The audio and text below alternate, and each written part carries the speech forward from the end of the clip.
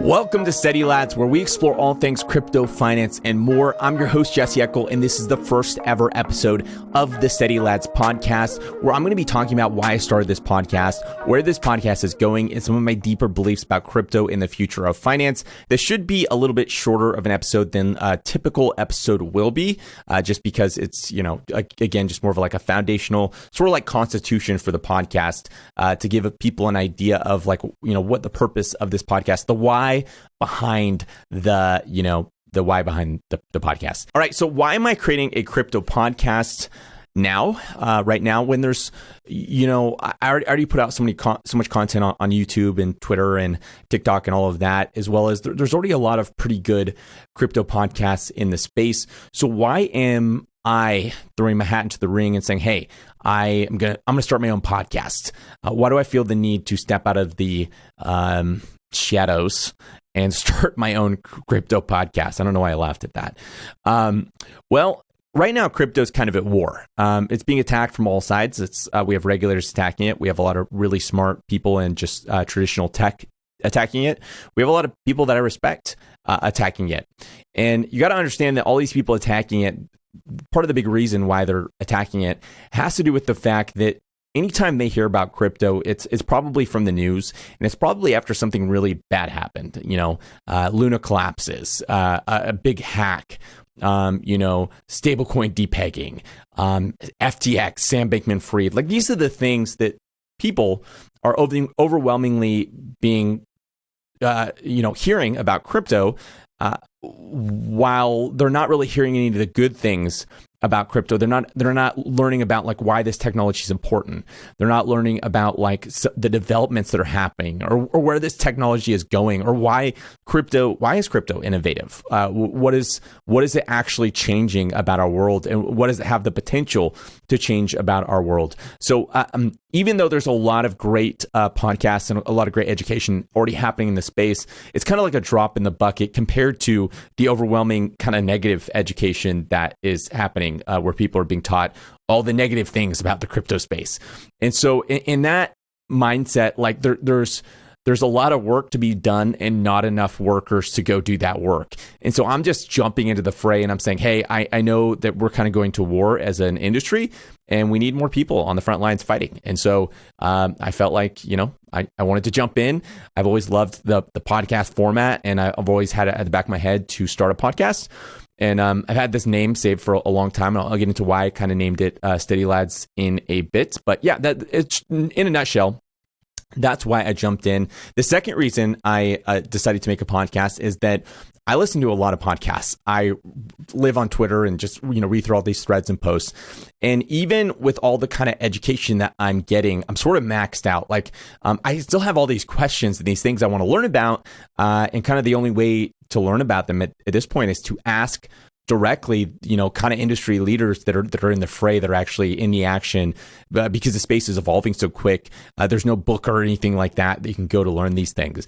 And although on one part, I'm like a crypto native, really passionate about the industry. On the other part, I'm also an investor, and I'm passionate about finance and building wealth. I went from unemployment to, my goal was to try to make $1 million in a year. I didn't make it to $1 million, made it to 147,000. And it took me a year and 6 months, and I made it to $1.6 million. And so I did eventually hit my goal. And I did that through education. I did that through learning, and just so many things that I was never taught growing up. I was never taught in school. I was never taught in college. Like there's so many secrets out there. They're not really even secrets, but there's so much knowledge out there that people need to know, and they don't. They give you such an unfair advantage in life. And so I'm really passionate about distributing that knowledge and getting that to people that can help change their life.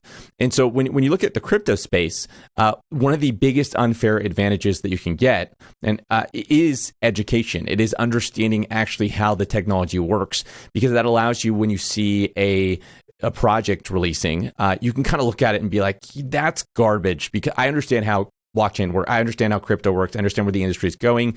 And in the project that you're doing, that's not actually an innovation. You're just using a lot of buzzwords. And on the other hand, you can look at another project that maybe looks plain. It doesn't really look innovative. It doesn't have a lot of hype. It's not doing anything with AI or metaverse or anything like that. But you can see, oh my gosh, I understand how blockchain works. I understand how crypto works. I understand how DeFi works. And this is revolutionary. This is going to change everything. And so it gives you this weird, unfair advantage, even while investing, because you're able to better identify innovation, and you're also able to better identify the garbage. And so just in that process alone, you can make a lot more money and save a lot more losses. And so that's another reason I'm really passionate about education. And that's what I'm really excited with this podcast, to bring some of that education, some of that alpha to you guys' little ears. And so you guys can hear some of these things and learn with me as I'm learning. So why the name Steady Lads?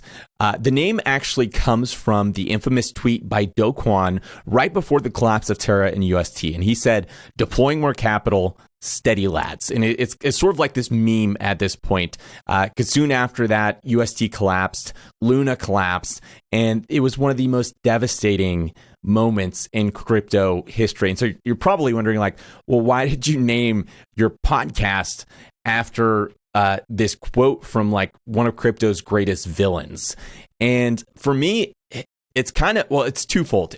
For one, that was the moment for me as an individual. I went from Jesse, the guy who invested in crypto to make a lot of money, and who is, maybe not like so much sold on the values of crypto or the fundamentals of crypto or like the purpose behind crypto, to that caused me to learn a lot more, want to learn a lot more, and want to educate myself and dive deeper into the crypto space.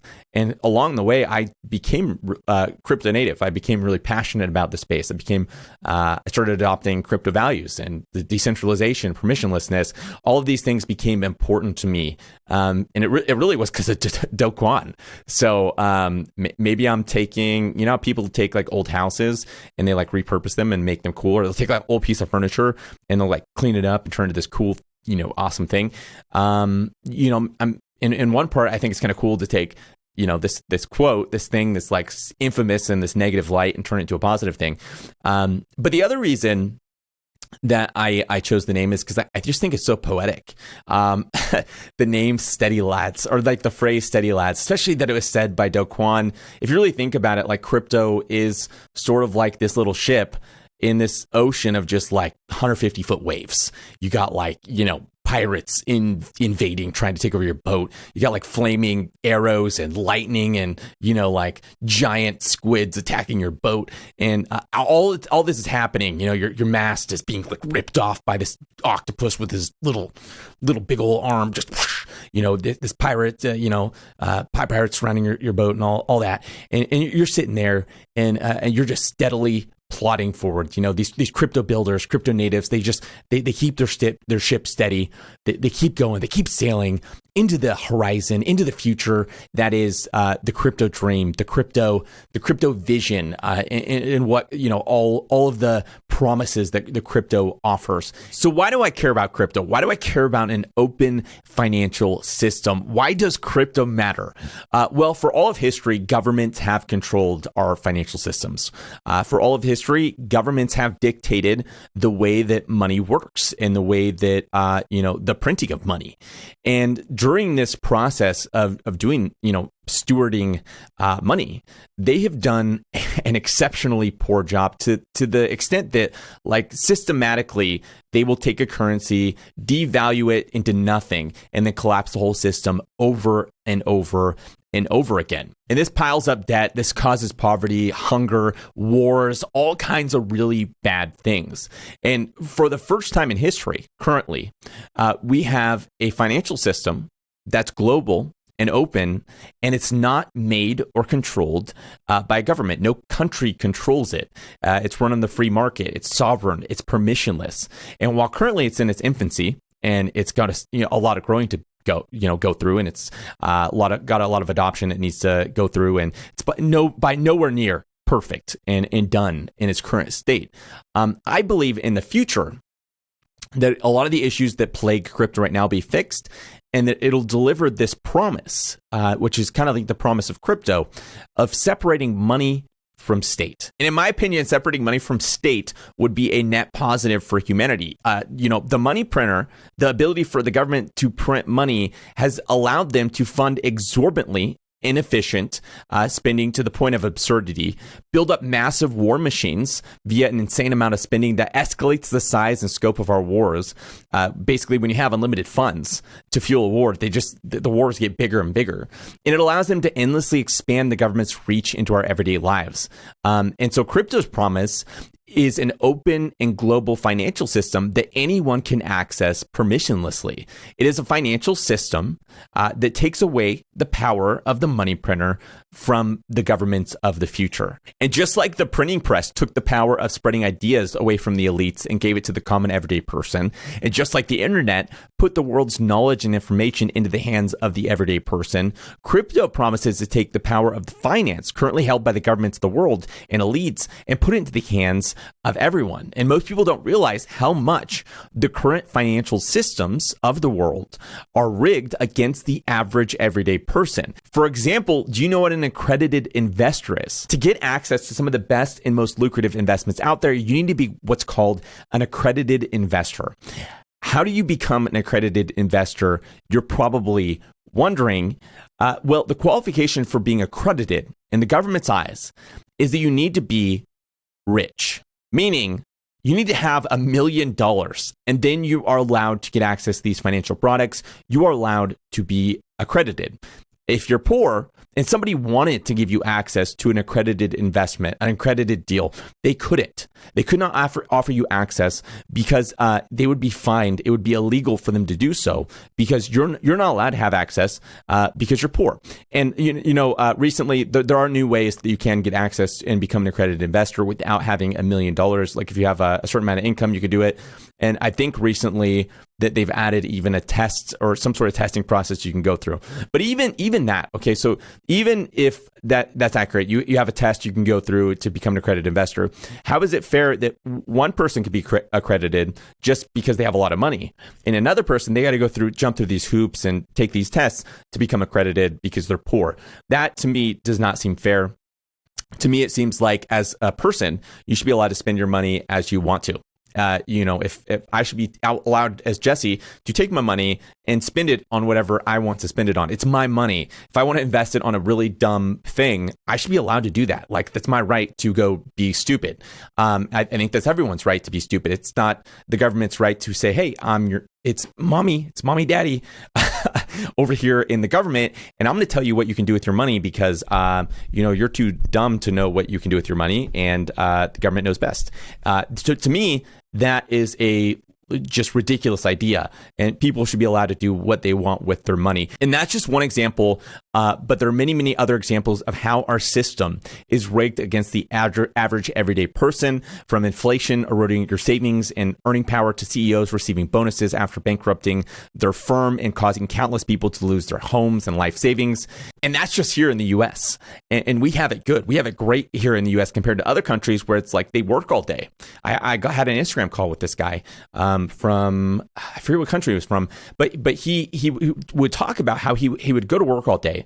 And then as soon as he was done with work, he would take all his money he had earned from work that day, and he would rush to the grocery store to buy groceries. Because if he waited too long, if he waited till like the next day to buy groceries, his money would have been devalued so much that he couldn't have bought nearly as much. His money lost value so quickly that he had to go buy groceries right then if he wanted to be able to get his money's worth of those groceries. Now imagine if that person, instead of having to accept this constantly devaluing currency that their government forces upon them, if they could opt out and say, as soon as they make their currency, it gets immediately, as soon as they make their income, it gets immediately transferred into, crypto, ETH or Bitcoin or whatever, something that holds value a lot better than a stablecoin, that holds value a lot better than their current currency is able to do.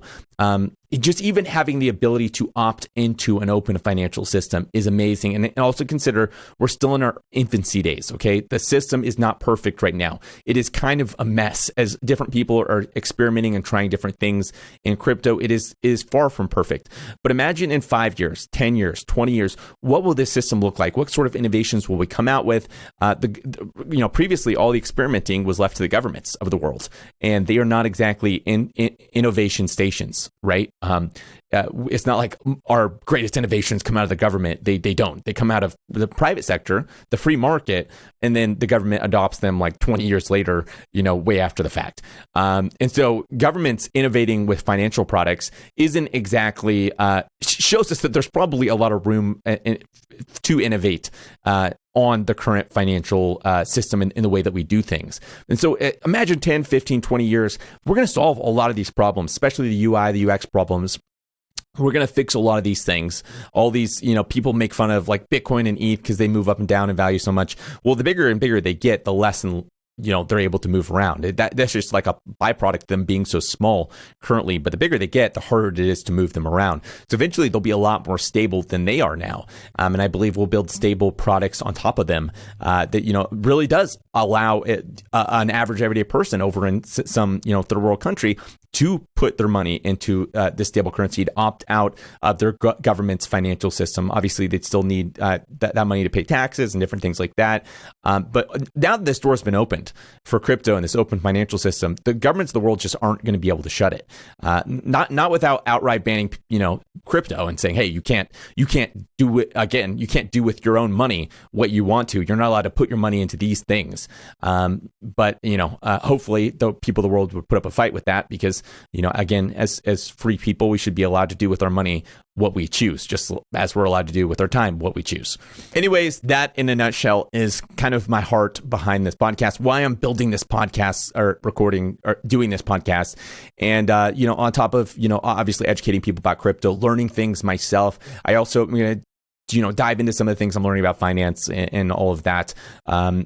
Crypto investing or any sort of investing is sort of like a battle, sort of like a fight or a competitive sport in the sense that every time you buy, say you buy at the bottom, somebody else sold that, whatever you're buying to you at the bottom. And every time you sell at the top, somebody else bought at the top. So in a sense, you're trying to outcompete the market. You're trying to be better than the average person. And the only way you can do that, unless you can like predict the future in some, some sort of like a psychic ability or something, which obviously you don't. But, the only way to do it is to be better equipped, be more knowledgeable. If you want to go beat somebody at, basketball or football, practice more than them. Be better at basketball and football than they are. Practice shooting in the hoop more, or dribbling more, and all these things.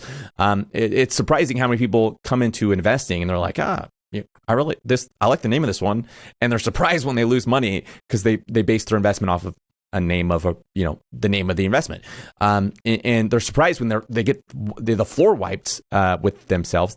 They themselves are wiped on the floor. Man, what am I trying to? I don't know what I'm trying to say. They're surprised when they get absolutely dominated in the market by other market participants who outplay them because they are more in tune to the market and they're more educated. So when you are the one that's the most educated in the room, when you are the one that is the most knowledgeable about the space in the room, you have a ridiculously unfair advantage. And some of this podcast is about, giving you that unfair advantage by sharing what I'm learning along the way. Because podcasts are a different format, there's just so much more topics I can cover. I'm not like susceptible to the algorithm, choosing what's cool to talk about or not. I can just talk about whatever I want. I can talk about my keys currently sitting on my desk, which are, they're amazing keys. And I literally, I can sit here and rant. That's kind of the cool thing. I can't do that in a YouTube video. In a YouTube video, I got to have like retention and all these things. So I have all these other topics. I'm sorry, I don't know. I'm talking about my keys and all this stuff, but I have all these other topics I've always wanted to talk about, but I never really could, because it takes so much effort to put out into YouTube video, but it's a lot lower effort to put out into a podcast format. So I'm excited. I'm really stoked to be starting this podcast. I hope you'll stick along for the journey. These are the early days. These are the early days of this podcast, but they will get better. I'm going to look back and I'm going to cringe on this video because I'm going to be like, oh man, I sucked so bad back then. But it's going to get continually better. I'm going to be an uphill, climbing up my little hill. So I hope you stick around. And as always, none of this was investment advice. Crypto and investing in general is extremely risky, and you should always do your own research before jumping into anything. And remember, stay steady, lads.